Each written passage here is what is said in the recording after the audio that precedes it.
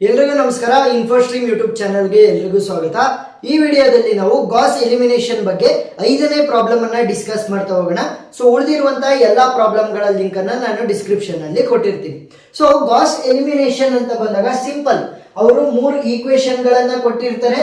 ಆ ಈಕ್ವೇಶನ್ಸ್ ಅನ್ನ ಯೂಸ್ ಮಾಡಿಕೊಂಡು ಎಕ್ಸ್ ವೈ ಝೆಡ್ ಈ 3 ವ್ಯಾಲ್ಯೂನ ಕಂಡುಹಿಡಿಬೇಕು ಅಷ್ಟೇ, ಸಿಂಪಲ್. ಸೊ ಆ 3 ವ್ಯಾಲ್ಯೂನ ಯಾವ ರೀತಿ ಕಂಡುಹಿಡಿತೀವಿ ಅಂತಂದ್ರೆ, ಫಸ್ಟ್ ನಾವು ಕೊಟ್ಟಿರುವಂತಹ ಈಕ್ವೇಶನ್ ಗಳನ್ನ ಆಗ್ಯುಮೆಂಟೆಡ್ ಮ್ಯಾಟ್ರಿಕ್ಸ್ ಫಾರ್ಮೆಟ್ ಗೆ ಬರೀಬೇಕು. ಸೊ ಆಗ್ಯುಮೆಂಟೆಡ್ ಮ್ಯಾಟ್ರಿಕ್ಸ್ ಫಾರ್ಮೆಟ್ ಯಾವ ರೀತಿ ಇರುತ್ತೆ? A:B ಫಾರ್ಮೆಟ್, ಸರಿನಾ? ಎ ಅಂತ ಅಂದ್ರೇನು, ಬಿ ಅಂತ ಅಂದ್ರೇನು ಅಂತ ಇವಾಗ ಹೇಳ್ಕೊಡ್ತೀನಿ ನೋಡಿ. ಎ ಅಂತ ಅಂದ್ರೆ ಇಲ್ಲಿ ಎಕ್ಸ್ ಇರ್ಬೋದು, ವೈ ಇರ್ಬೋದು, ಝೆಡ್ ಇರ್ಬೋದು, ಇವುಗಳನ್ನ ನಾವೇನಂತ ಕರಿತೀವಿ? ವೇರಿಯೇಬಲ್ಸ್ ಅಂತ ಕರಿತೀವಿ. ಆ ವೇರಿಯೇಬಲ್ಸ್ ನ ಕೋಎಫಿಷಿಯಂಟ್ ಗಳನ್ನ ನಾನು ಇಲ್ಲಿ ಬರಿಬೇಕು. ಸೊ ಎಕ್ಸಿನ ಕೋಎಫಿಷಿಯಂಟ್ ಏನಿದೆ ಇಲ್ಲಿ? ಏನು ಇಲ್ಲ ಅಂತಂದ್ರೆ 1, ಏನು ಇಲ್ಲ ಅಂತಂದ್ರೆ 1, ಇಲ್ಲಿ 2 ಇದೆ, ಸೊ 2. ನೆಕ್ಸ್ಟ್ ವೈ ನ ಕೋಎಫಿಷಿಯಂಟ್ ಗಳನ್ನು ಬರೀರಿ. ಇಲ್ಲಿ ಏನು ಇಲ್ಲ ಅಂತಂದ್ರೆ 1, ಇಲ್ಲಿ -2, ಇಲ್ಲಿ ಏನು ಇಲ್ಲ ಅಂತಂದ್ರೆ 1. ನೆಕ್ಸ್ಟ್ ಏನು ಇಲ್ಲ ಅಂತಂದ್ರೆ ಝೆಡ್ 1, ಇಲ್ಲಿ 3 ಇದೆ. ನೆಕ್ಸ್ಟ್ ಮೈನಸ್ ಇದೆ, ಇಲ್ಲಿ ಏನು ಇಲ್ಲ ಬಟ್ ಮೈನಸ್ ಇದೆ ಅಂತಂದ್ರೆ -1 ಅಂತ ಬರ್ಕೋಬೇಕು. So this is A. ಇವಾಗ ಬಿ ಅನ್ನ ಬರೆಯೋಣ. ನಾನು ಹೇಳಿದೆ ಅಲ್ವಾ A:B ಫಾರ್ಮೆಟ್ ಅಂತ. ಸೊ ಎ ಅಂತಂದ್ರೆ ವೇರಿಯೇಬಲ್ಸ್ ಗಳ ಕೋಎಫಿಷಿಯಂಟ್, ಬಿ ಅಂತ ಅಂದ್ರೇನು? ಕಾನ್ಸ್ಟೆಂಟ್ ಗಳು. ಇಲ್ಲಿದಾವಲ್ಲ 9, 8 ಮತ್ತೆ 3. ಸೊ ಅವುಗಳನ್ನ ನಾವು ಬಿ ಅಂತ ತಗೊಂತೀವಿ. ಈಗ ನಾನು ಏನ್ ಮಾಡ್ಬೇಕು ಅಂತಂದ್ರೆ, ಇವುಗಳನ್ನ ಯೂಸ್ ಮಾಡಿಕೊಂಡು ಎಕ್ಸ್ ವೈ ಝೆಡ್ ವ್ಯಾಲ್ಯೂನ ಕಂಡುಹಿಡಿಬೇಕು. ಸೊ ಅದಕ್ಕೋಸ್ಕರ ನಾನು ಈಸಿ ಆಗ್ಬೇಕು ಅಂತ ಈ ಎ ಮ್ಯಾಟ್ರಿಕ್ಸ್ ಇದೆಯಲ್ಲ, ಇದನ್ನ ನಾನು ಅಪ್ಪರ್ ಟ್ರಯಾಂಗುಲರ್ ಮ್ಯಾಟ್ರಿಕ್ಸ್ ಆಗಿ ಕನ್ವರ್ಟ್ ಮಾಡ್ತೀನಿ. Upper triangular matrix. So upper triangular matrix ಅಂತ ಅಂದ್ರೆ ಏನು ನೋಡಿ, ಒಂದು ಮ್ಯಾಟ್ರಿಕ್ಸ್ ಇದೆ ಅಂತ ತಗೊಳ್ಳಿ. ಫಾರ್ ಎಕ್ಸಾಂಪಲ್ ಇದು ಕೂಡ 3x3 ಇರೋದ್ರಿಂದ 3x3 ತಗೊಂತೀನಿ, ಸರಿನಾ? ಇದು 3x3 ಮ್ಯಾಟ್ರಿಕ್ಸ್ ಅಂತಂದ್ರೆ 3 rows 3 ಕಾಲಮ್ ಇರುವಂತಹ ಮ್ಯಾಟ್ರಿಕ್ಸ್. ಇದರಲ್ಲಿ ನಾನು ಏನ್ ಮಾಡಬೇಕು? ಡಯಾಗ್ನಲ್ ಎಲಿಮೆಂಟ್ಸ್ ಗಳು ಏನಾದ್ರೂ ಇರಲಿ, ಡಯಾಗ್ನಲ್ ಎಲಿಮೆಂಟ್ಸ್ ನ ಮೇಲ್ಗಡೆ ಇರುವಂತಹ ವ್ಯಾಲ್ಯೂಸ್ ಏನಾದ್ರೂ ಇರಲಿ, ಡಯಾಗ್ನಲ್ ಎಲಿಮೆಂಟ್ಸ್ ಗಳ ಕೆಳಗಡೆ ಇರುವಂತಹ ವ್ಯಾಲ್ಯೂಗಳು 0 ಆಗಬೇಕು. ನೋಡಿ, ಡಯಾಗ್ನಲ್ ಎಲಿಮೆಂಟ್ಸ್ ಕೆಳಗಡೆ ಇರುವ ವ್ಯಾಲ್ಯೂ 0, ಡಯಾಗ್ನಲ್ ಎಲಿಮೆಂಟ್ ಕೆಳಗಡೆ ಇರುವ ವ್ಯಾಲ್ಯೂ 0. ಸೊ ಇದಕ್ಕೆ ಕೆಳಗಡೆ ಯಾವುದು ವ್ಯಾಲ್ಯೂ ಇಲ್ಲ. ಸೊ ಅಂದ್ರೇನು? ಈ 3 ಪೊಸಿಷನ್ ಅಲ್ಲಿ ಇರುವಂತಹ ವ್ಯಾಲ್ಯೂಗಳನ್ನ ನಾನು 0 ಆಗಿ ಕನ್ವರ್ಟ್ ಮಾಡಬೇಕು. ಸೊ ಅವಾಗ ನನ್ನ ಮ್ಯಾಟ್ರಿಕ್ಸ್ ಏನಾಗುತ್ತೆ? ಅಪ್ಪರ್ ಟ್ರಯಾಂಗುಲರ್ ಮ್ಯಾಟ್ರಿಕ್ಸ್ ಆಗಿ ಕನ್ವರ್ಟ್ ಆಗುತ್ತೆ. ನನಗೆ ಎಕ್ಸ್ ವೈ ಝೆಡ್ ವ್ಯಾಲ್ಯೂನ ಕಂಡುಹಿಡಿಯೋದಕ್ಕೆ ಈಸಿ ಆಗ್ತಾ ಹೋಗುತ್ತೆ. ಸೊ ಸಾಲ್ವ್ ಮಾಡೋಣ, ನಿಮಗೆ ಗೊತ್ತಾಗುತ್ತೆ.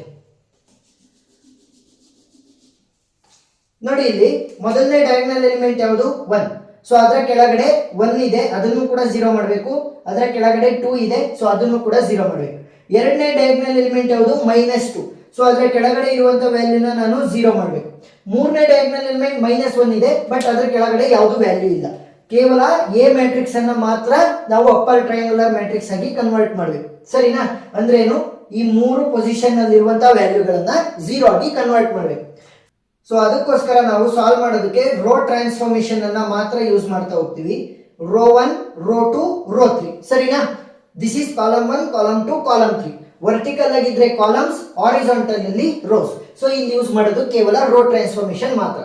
ನೋಡಿ, ಇಲ್ಲಿ R2 ಅಲ್ಲಿ ಇರುವಂತಹ 1 ಅನ್ನ ನಾನು ಫಸ್ಟ್ 0 ಮಾಡಬೇಕು. ಸೊ R2 ಅಲ್ಲಿ ನಾನು ಚೇಂಜಸ್ ಅನ್ನ ಮಾಡ್ತೀನಿ ವಿತ್ ರೆಸ್ಪೆಕ್ಟ್ ಟು R1. ಯಾಕೆ? ಇದರ ಡಯಾಗ್ನಲ್ ಎಲಿಮೆಂಟ್ ಎಲ್ಲಿರೋದು? R1 ಅಲ್ಲಿ ಇದೆ. The value is 1. ಸೊ ಇದನ್ನ 0 ಮಾಡಬೇಕು ಅಂತಂದ್ರೆ ಸಿಂಪಲ್ ಟೆಕ್ನಿಕ್ ಏನ್ ಗೊತ್ತಾ? R2 ಅಲ್ಲಿ ಇರುವಂತಹ 1 ಅನ್ನ R1 ಜೊತೆ ಬರೀರಿ, R1 ಅಲ್ಲಿ ಇರುವಂತಹ ವ್ಯಾಲ್ಯೂನ R2 ಜೊತೆ ಬರೀರಿ, ಮಧ್ಯಕ್ಕೆ ಮೈನಸ್ ಹಾಕ್ರಿ, ಅಷ್ಟೇ, ಸಿಂಪಲ್. ನೆಕ್ಸ್ಟ್ ಇನ್ನೊಂದು ಬರ್ ತೋರಿಸ್ತೀನಿ ನೋಡಿ. R3 ಅಲ್ಲಿ ಇರುವಂತಹ 2 ಅನ್ನ 0 ಮಾಡಬೇಕು. So R3 in reference with R1. ಯಾಕೆ? ಇದಕ್ಕೂ ಕೂಡ diagonal element is 1 which is in row 1. So simple technique ಏನು? R3 ಅಲ್ಲಿ ಇರುವಂತಹ 2 ಅನ್ನ R1 ಜೊತೆ ಬರಿಬೇಕು, R1 ಅಲ್ಲಿ ಇರುವಂತಹ 1 ಅನ್ನ R3 ಜೊತೆ ಬರೆದು ಮಧ್ಯ ಮೈನಸ್ ಹಾಕ್ಬೇಕು, ಇಷ್ಟೇ, ಸಿಂಪಲ್. ಸೊ 1 × R2 ಅಂತಂದ್ರೆ R2, 1 × R1 ಅಂತಂದ್ರೆ R1, 1 × R3 ಅಂತಂದ್ರೆ R3. ಆದಷ್ಟು ಸಿಂಪ್ಲಿಫೈ ಮಾಡ್ಕೊಂತ ಹೋಗಿ. ಸೊ ಇವಾಗ ಈ ಆಪರೇಷನ್ ಗಳನ್ನ ಅಪ್ಲೈ ಮಾಡಿದ್ರೆ ನನ್ನ ಮ್ಯಾಟ್ರಿಕ್ಸ್ ಏನಾಗುತ್ತೆ? A:B. ಇಲ್ಲಿ ಕೇವಲ ನಾವು ಆಗ್ತಿರುವಂತಹ ಆಪರೇಷನ್ ಯಾವ? R2 ಮತ್ತೆ R3. ಸೊ R1 ಯಾವ್ದು ರೀತಿ ಇತ್ತು ಅದೇ ರೀತಿ ಉಳ್ಕೊಳುತ್ತೆ ಪ್ರೀವಿಯಸ್ ಸ್ಟೆಪ್ ಇಂದ. ಸೊ 1, 1, 1 = 9. ಇನ್ನೊಂದು ನೆನಪಿರ್ಲಿ, ನಾ ಇವಾಗ ರೋ 2 ಆಪರೇಷನ್ ಅನ್ನು ಅಪ್ಲೈ ಮಾಡ್ತೀವಲ್ಲ, ಅದು ಎಂಟೈರ್ ರೋಗ್ ಅಪ್ಲೈ ಆಗುತ್ತೆ. ಎ ಮತ್ತೆ ಬಿ ಎರಡಕ್ಕೂ ಕೂಡ ಅಪ್ಲೈ ಆಗುತ್ತೆ. ಇಲ್ಲಿ ರೋ 2 ಅಲ್ಲಿ ಏನೇನು ವ್ಯಾಲ್ಯೂಸ್ ಇದಾವೆ ಅವಷ್ಟಕ್ಕೂ ಕೂಡ ಅಪ್ಲೈ ಆಗುತ್ತೆ, ಸರಿನಾ? ಸೊ ಇವಾಗ ರೋ 2 ಆಪರೇಷನ್ ಏನು? R2 - R1, simple. R2 value is 1, R1 value is 1. So 1 minus 1 ಅಂತಂದ್ರೆ ಎಷ್ಟಾಯ್ತು 0. ನೆಕ್ಸ್ಟ್ R2 ವ್ಯಾಲ್ಯೂ ಏನಿದೆ -2 ಮೈನಸ್ ಇದರ ರೆಸ್ಪೆಕ್ಟಿವ್ R1 ವ್ಯಾಲ್ಯೂ ಏನು minus into minus plus but greater sign is minus 2 plus 1 will be 3. So -3. Next R2 value is 3 minus ಇದರ respective R1 value ಏನಿದೆ 1. So 3 minus 1 ಅಂತಂದ್ರೆ 2. Next R2 value is 8 minus ಇದರ respective R1 value ಏನಿದೆ 9. 8 minus 9 ಅಂತಂದ್ರೆ -1. Next R3 minus 2R1.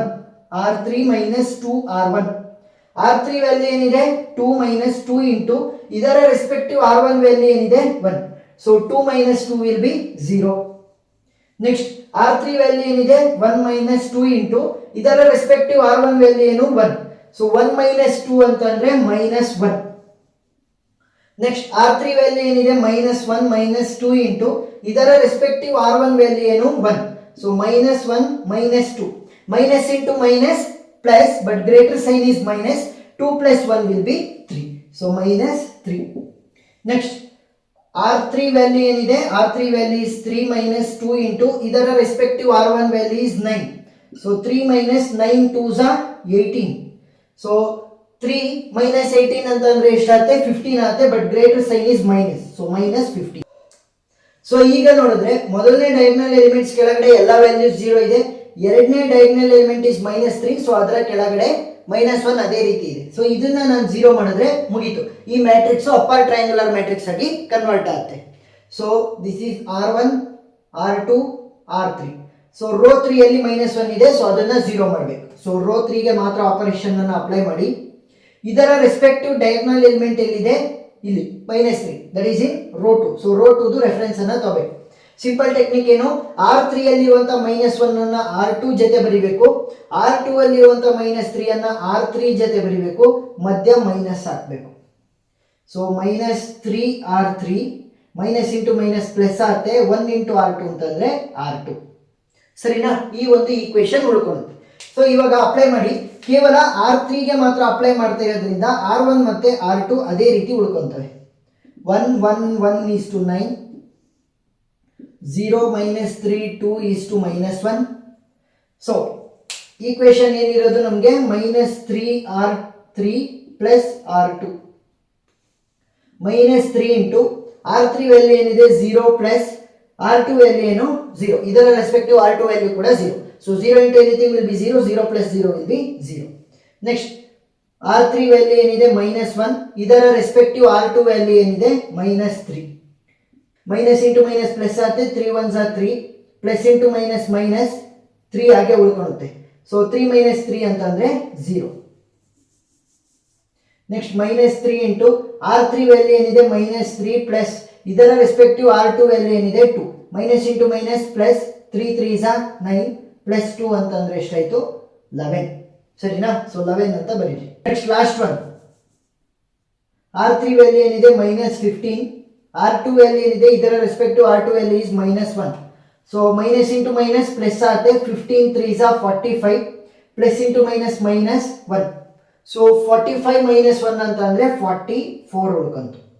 So ಇವಾಗ ನಮಗೆ XYZ ವ್ಯಾಲ್ಯೂನ ಈಸಿಯಾಗಿ ಕಂಡುಹಿಡಿಬಹುದು. ಯಾಕಂತಂದ್ರೆ ಅಪ್ಪರ್ ಟ್ರಯಾಂಗುಲರ್ ಮ್ಯಾಟ್ರಿಕ್ಸ್ ಆಗಿ ಕನ್ವರ್ಟ್ ಆಗಿದೆ. ನೋಡಿ, ಡಯಾಗ್ನಲ್ ಎಲಿಮೆಂಟ್ ಕೆಳಗಡೆ ಎಲ್ಲ ವ್ಯಾಲ್ಯೂ 0, ಡಯಾಗ್ನಲ್ ಎಲಿಮೆಂಟ್ ಕೆಳಗಡೆ ಎಲ್ಲ ವ್ಯಾಲ್ಯೂ 0, ಡಯಾಗ್ನಲ್ ಎಲಿಮೆಂಟ್ ಇದೆ ಇದರ ಕೆಳಗಡೆ ಯಾವುದೇ ವ್ಯಾಲ್ಯೂ ಇಲ್ಲ. ಸೊ ಇದು ಅಪ್ಪರ್ ಟ್ರಯಾಂಗುಲರ್ ಮ್ಯಾಟ್ರಿಕ್ಸ್ ಆಗಿ ಕನ್ವರ್ಟ್ ಆಗಿದೆ. ಈಗ ಏನ್ ಮಾಡಿ ಗೊತ್ತಾ, ಕೊನೆಯದ್ರಿಂದ ತಗೊಳ್ಳಿ. ಸೊ ಫಸ್ಟ್ ಇದ್ರದ್ದು ಈಕ್ವೇಶನ್ ನಾನು ಅವಾಗಲೇ ಬರ್ದಿದ್ದೆ, ಏನು coefficient of x, coefficient of y, coefficient of z. So ಅದನ್ನ ಬರ್ಕೊಳ್ಳಿ ಇಲ್ಲಿ x y z ಅಂತ. So 0 into x plus 0 into y plus 11 into z will be equal to 44. 0 into anything will be 0, 0 into anything will be 0. So 11z will be equal to 44 ಮಾತ್ರ ಉಳ್ಕೊಂತು. ನನಗೆ z value ಮಾತ್ರ ಬೇಕು. So z will be equal to 44 divided by 11 ಅಂತಂದ್ರೆ 11 1s are 11 4s are. So z value ಗೊತ್ತಾಯಿತು, that is 4. Next ಈ equation ಗೆ ಬರಿ. 0 into x plus -3 into y plus 2 into z will be equal to -1. ಸರಿನಾ? 0 into anything will be 0. So plus into minus minus 3 into y ಅಂತಂದ್ರೆ 3y plus 2 into z ಅಂತಂದ್ರೆ 2z will be equal to -1. z value ನನಗೆ already ಗೊತ್ತಿದೆ, that is 4. So -3y plus 2 into 4 will be equal to -1.